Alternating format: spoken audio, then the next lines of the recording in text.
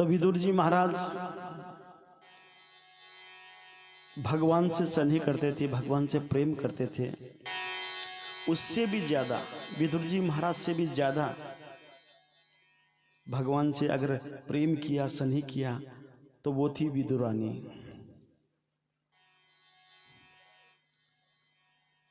और विदुरानी का ऐसा प्रेम था, ऐसा प्रेम था कि भगवान भी सब कुछ भूल गए। विदुरानी जहां भगवान को ले जाए वहां भगवान जाए, जो भगवान को खिलाए वो खाए। भगवान ने ये नहीं देखा कि ये केले हैं या छिलके हैं।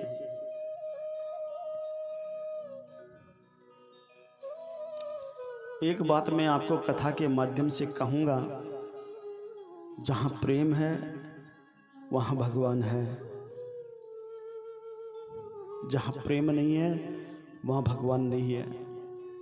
कथा सुनी थी ना, अभिमान से भरा अगर आप 56 भोग भी अगर भगवान के सामने ले जाकर रख दोगे ना तो भगवान नहीं खाएंगे। कि हम बाजार से अच्छी अच्छी चीज मिठाइयां तो ले आते हैं, लेकिन जब भगवान के सामने हम रखते हैं ना वो प्रेम हमारा नहीं रहता है। लो भगवान भोग लगा लो, भगवान खाए चाहे न खाए। भगवान कहते हैं कि मुझे 56 भोग नहीं चाहिए। अरे तू मुझे तुलसी पत्र मिलाकर एक घूंट जल भी तू अगर प्रेम से पिला देना तो वो मैं स्वीकार कर लेता हूं। इसलिए तो कल हम सभी भक्तों ने गाया था, क्या गाया था?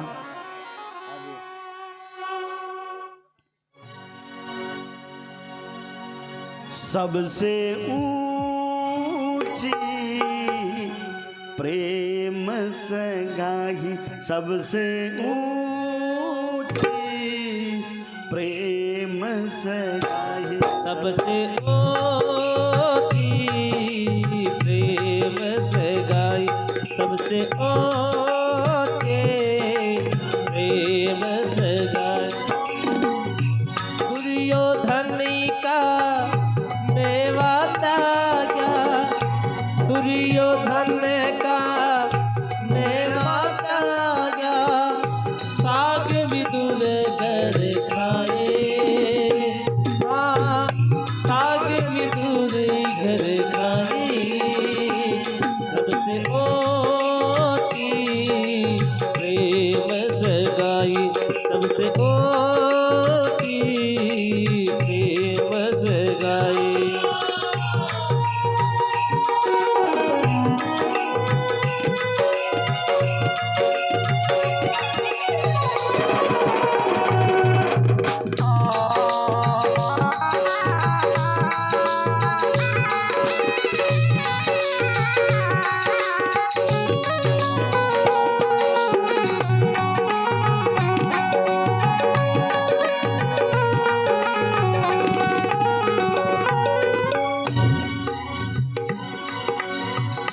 झूठी फैले सवरी के खाए, झूठे फली सवरी के खाए। बहुविधि स्वाद बताई, बोलो बहुविधि स्वाद बताई। और सबसे ऊंची प्रेम सगाई, सबसे ऊंची प्रेम सगाई, सबसे ऊंची प्रेम सगाई। बोली वृंदावन बिहारी लाल की जय हो। सरदेव सुखदेव जी महाराज कहते हैं, आगे फिर विदुर जी महाराज उद्धव जी महाराज का संवाद हुआ। उस संवाद के बाद में विदुर जी और मैत्रेय जी मुनि जी का संवाद हुआ। और पुनः तृतीय स्कंद में भगवान ने कैसे सृष्टि का विस्तार किया, इस सृष्टि को कैसे बनाए उसके बारे में बताया कि एक बार ब्रह्मा जी महाराज बैठे थे और मन में विचार आया कि सृष्टि की रचना कैसे हो।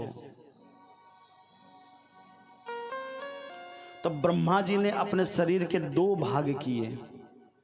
कितने भाग? 2 भाग किए।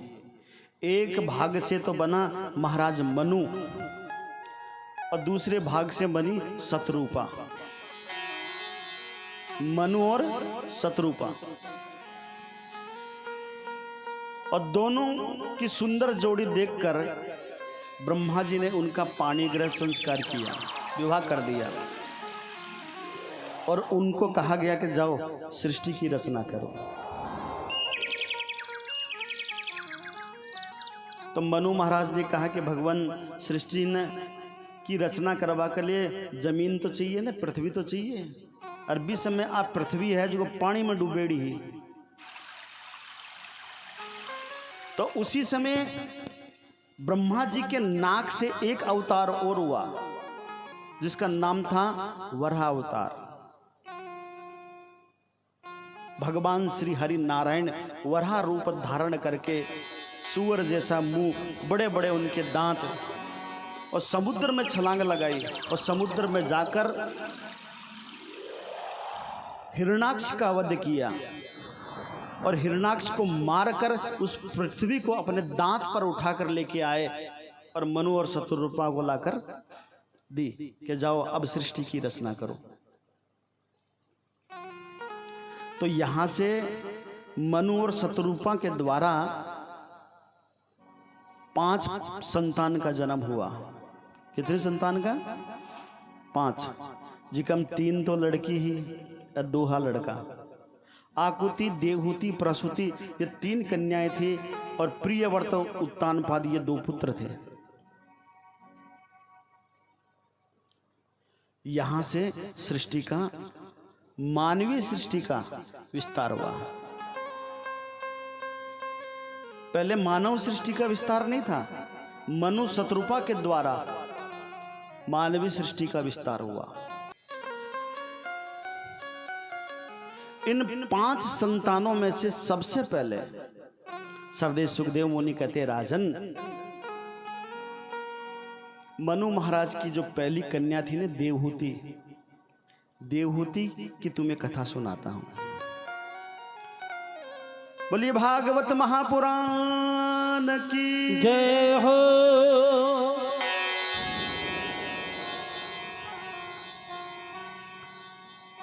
आइए देवी स्वरूपा देवहूति की कथा हम सुने। इधर देखिए, ब्रह्मा जी के छाया से एक संतान का और जन्म हुआ था जिनका नाम था कर्दम। क्या नाम था? कर्दम। और कर्दम शब्द का सीधा सीधा अर्थ है जो अपने मन को वश में रखे, जो अपने इंद्रियों का दमन कर ले, वो कर्दम। रंग लागो वन में चले गए और वन में जाकर हरि भक्ति में लग गए कर्दम ऋषि। और 1-2 साल नहीं, 10,000 वर्षों तक घोर तप किया। भगवान उनके तप से प्रसन्न होकर कर्दम के पास प्रकट हो गए और कहा, बेटा कर्दम, मैं तेरी तपस्या से प्रसन्न हूं, तू मांग मुझसे, तुम्हें क्या चाहिए? तो कर्दम ऋषि ने कहा, प्रभु थे मिलगा ना, था का दर्शन होगा ना, और कहीं चाहिए?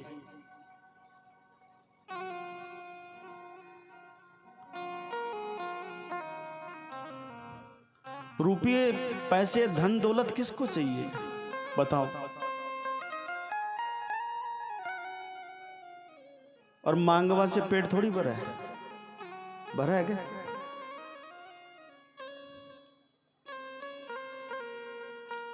जो मिला उसमें संतोष धारण करना ही हमारी समझदारी है। जो मिल गया उसमें संतोष धारण करो। अगर संतोष धारण नहीं करोगे ना, तो मैं गारंटी से कहता हूं उस चीज को पाने के लिए न जाने आप कितने पाप करोगे।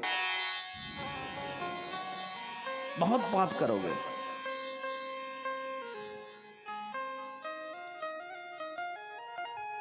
तो कहा प्रभु मुझे कुछ नहीं चाहिए, आपके दर्शन हो गए, बस यही बड़ी कृपा है। तब भगवान ने कहा बेटा करदम एक काम करेगा? बोलिए महाराज, तू विवाह कर ले, शादी कर ले। तो करदम ऋषि ने कहा कि प्रभु मुझे गृहस्थी के चक्कर में ना फंसाएं, मैं विवाह नहीं करना चाहता हूं। मैं विवाह के चक्कर से तो वन में आया तब करने के लिए, और फिर आप मुझे गृहस्थी में डालना चाहते हो। तो भगवान ने कहा देख करदम, मैं तेरी बात पक्की करके आ गया।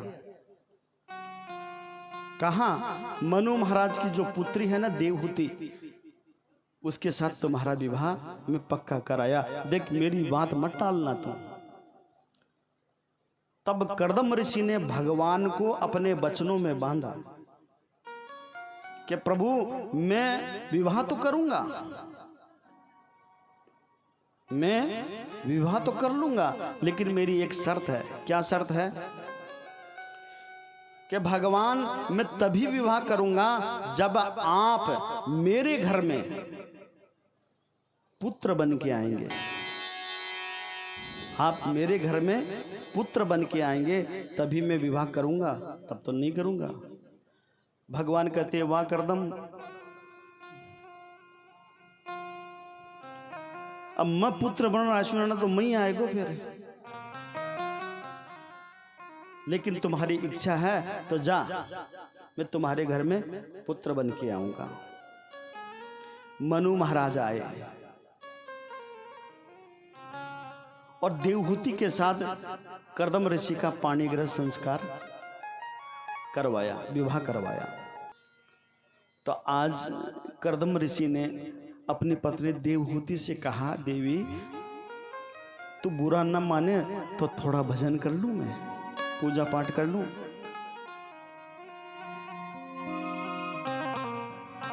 पूजा पाठ कर लूं? तो कहिए महाराज आप कीजिए पूजा पाठ।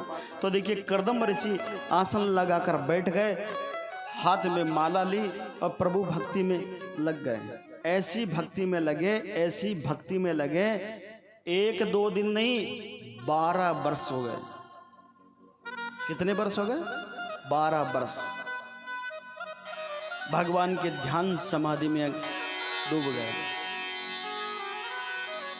और 12 वर्ष के बाद में जब आंखें खोली और जब देवहूति को देखा तो कहा कि देवी तू है कौन है? कि महाराज आपको नहीं मालूम, मैं आपकी पत्नी मनु जी, मेरे पिताजी मनु जी महाराज आए थे, पानी ग्रह संस्कार हुई। 1-2 दिन की बात होती तो पहचान जाता, लेकिन 12 वर्ष होगा। तो कहा देवी आप घर चले जाते, मैं तो ध्यान समाधि में लग गया। तब यहाँ देवहूति ने नारी धर्म की शिक्षा दी कि पत्नी का कर्तव्य क्या होता है, चाहे पति सुख में हो चाहे दुख में हो, अच्छे हो बुरे हो, पति पति होते हैं।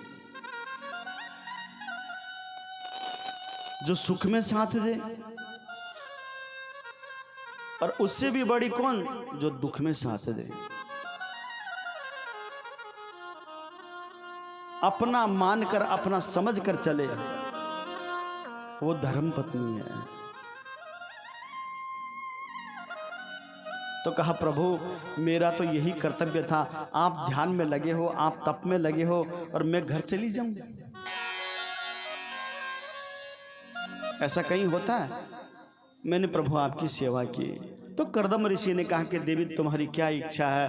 तो देवहूति ने कहा कि प्रत्येक नारी की एक ही इच्छा होती है, उससे संतान हो, मुझे संतान चाहिए। तो देखिए करदम ऋषि के घर पे सबसे पहले एक कन्या का जन्म हुआ। किसका हुआ? कन्या का जन्म। करदम ऋषि ने सोचा ये तो भगवान नहीं, भगवान ने कहा था। दूसरी कन्या का जन्म हुआ, तीसरी, चौथी, पांचवी, छठी, सातवीं, साथ ही नहीं 9 कन्याओं का जन्म, 9 कन्या का जन्म हो गया। ये 9 कन्या ही नवधा भक्ति है।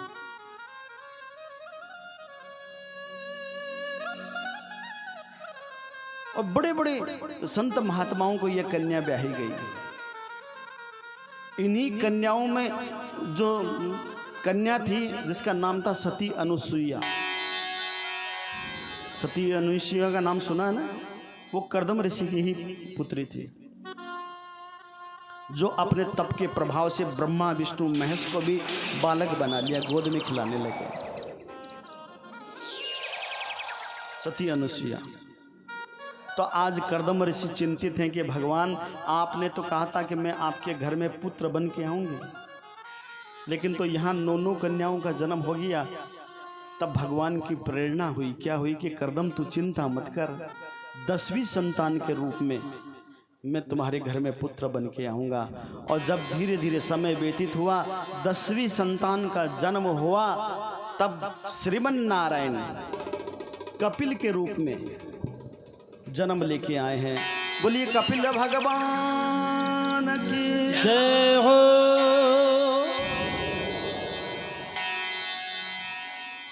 वैसे तो ये जो कपिल भगवान का जो रूप है, अवतार है, ये ज्ञान अवतार है। कपिल भगवान ने कोई ज्यादा लीला नहीं की। इन्होंने तो अपनी मां को ज्ञान देने के लिए और हम सभी को सदमार्ग पे चलाने के लिए वो जन्म लेके आए कि मेरी संतान हमेशा सदमार्ग पे चले, अच्छे मार्ग पे चले। तो कपिल भगवान ज्ञानावतार हैं। तो सबसे पहले कपिल भगवान ने 5 अध्यायों में मां को ज्ञान उपदेश किया, और उससे पहले 5 श्लोकों में अपने पिता को सन्यास धर्म की परिभाषा बताई कि पिताजी सन्यास धर्म कैसे लिया जाता, सन्यास कैसे ग्रहण करते हैं। और 5 श्लोकों में सन्यास धर्म की शिक्षा बताकर पिता को वन में भेज दिया कि जाइए पिताजी आप लग जाइए ध्यान मुद्रा में।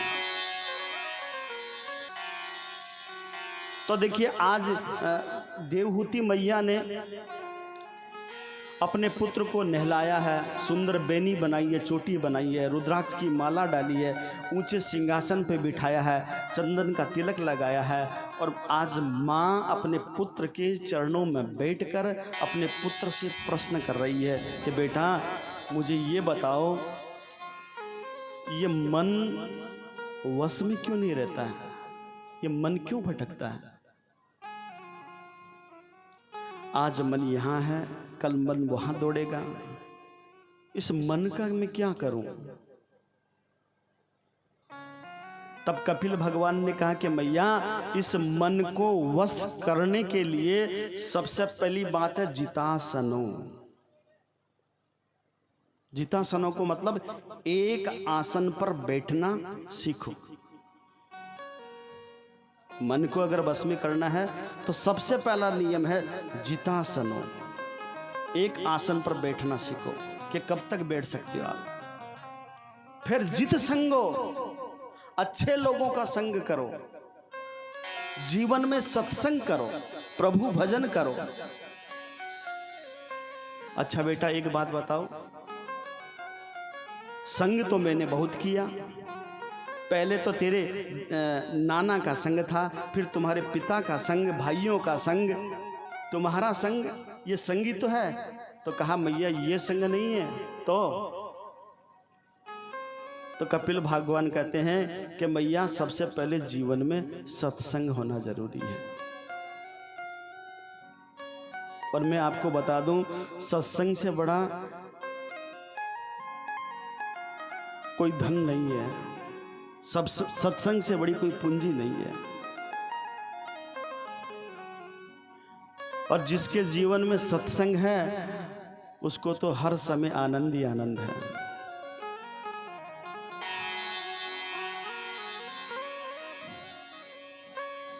इसलिए मैया अपने मन को प्रभु के प्रति समर्पित कर दो। भगवान क्या कहते हैं? भगवान यही तो कहते हैं, बेटा तुम मुझे धन देते हो ना, धन नहीं चाहिए, धन तू अपने पास रख, तुम कैसे हो, अच्छे हो बुरे हो, ये भी मुझे कोई बात नहीं है, लेकिन बेटा एक काम कर, तू अपना मन दे दे मुझे। अब यार मत हान कह दूं कि ठाकुर जी थे था को मन दे दो, दे दोगे?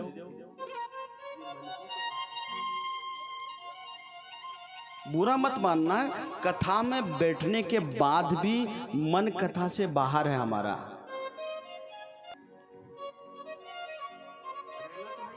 और जिसने मन प्रभु को दे दिया, भगवान को दे दिया कि भगवान तू जाने, और इसी में भलाई है। आगे कथा आएगी, ये धन, ये रुपया, ये संपत्ति, ये वैभव, ये सुख, एक दिन सब जाना है, सब चले जाएंगे, रहेगा क्या? इससे तो अच्छा है कि आज ही चाबी दे दिया कि भगवान आज चाबी थारी है, रहना तो है ही नहीं, रख लेना।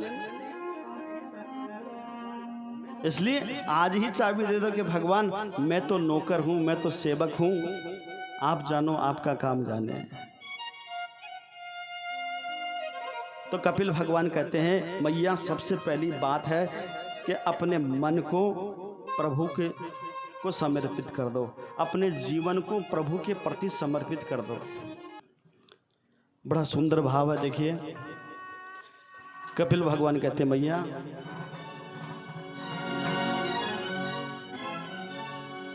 जीवन है तेरे हवाले,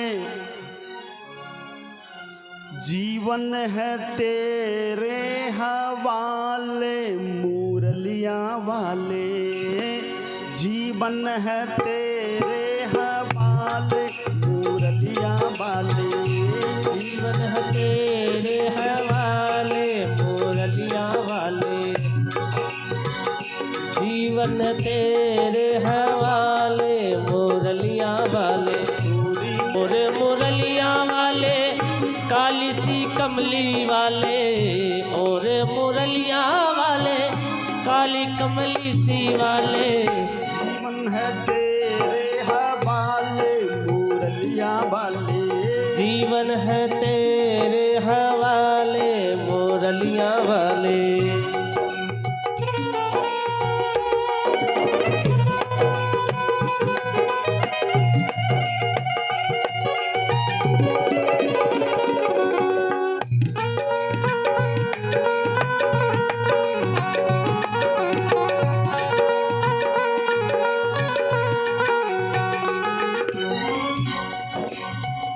और क्या बोलेंगे प्रभु से, ठाकुर जी महाराज से, भगवान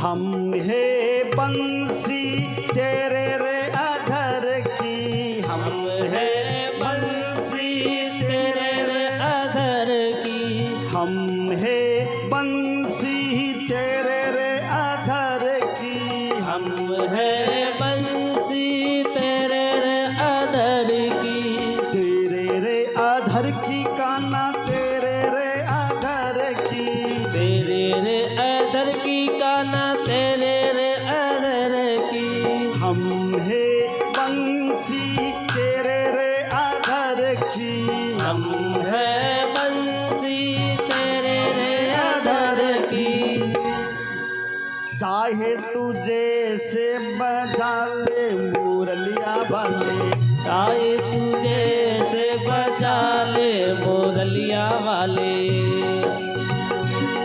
हवाले मुरलिया वाले, जीवन है तेरे हवाले मुरलिया वाले।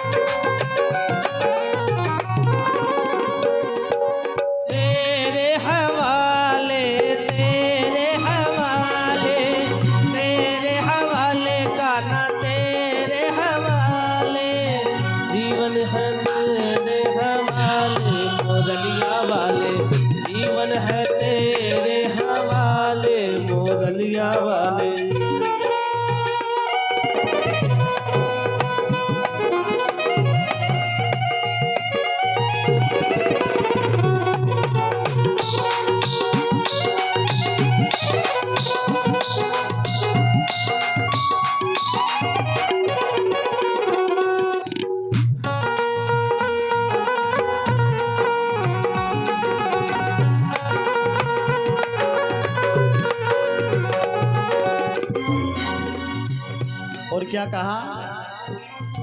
पहली बात में तो बोल दिया कि भगवान मैं बंसी हूँ, जैसा बजाओगे वैसा बजलोगे। फिर क्या कहा? हम कठपुतली तेरे रे हाथ की, हम कठपुतली तेरे रे हाथ की, हम कठपुतली तेरे रे हाथ की, हम कठपुतली तेरे रे हाथ की, तेरे रे हाथ की, तेरे रे हाथ की, तेरे रे हाथ की, तेरे रे हाथ की, हम कठपुतली तेरे रे हाथ की, हम है पुतली तेरे रे हाथ की, हम कठपुतली तेरे हाथ की। क्या कहेंगे? चाहे तुझे से न चाले मुरलिया वाले, चाहे तुझे से न चाले मुरलिया वाले, चाहे जैसे न चाले मुरलिया वाले, तेरे हवाले मुरलिया वाले, तुम्हारे हवाले मुरलिया वाले, तेरे हवाले, तेरे हवाले, तेरे हवाले, तेरे हवाले, जीवन है तेरे हवाले मुरलिया वाले।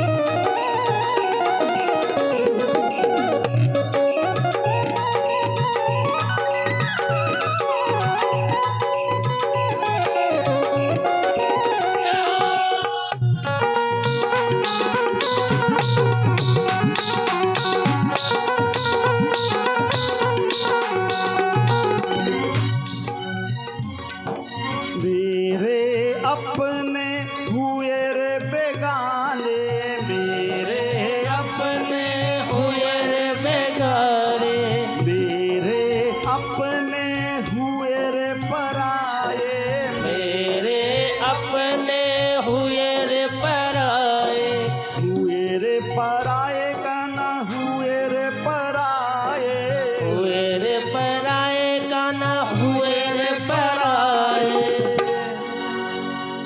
दोनों हाथ ऐसे कीजिए प्रभु से और कहिए प्रभु जी अब कठई गुंजवा, अब तू ही अपना ले मुरलिया वाले, अब तू ही अपना ले मुरलिया वाले, जीवन है तुम्हारे हवाले मुरलिया वाले, जीवन है तुम्हारे हवाले मुरलिया वाले।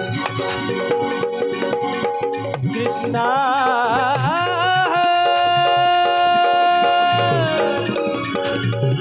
कृष्णा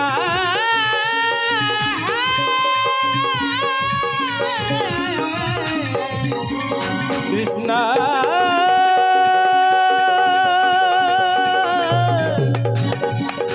जीवन है तुम्हारे मुरलिया वाले, जीवन है तुम्हारे हवाले मुरलिया वाले, जीवन है तुम्हारे हवाले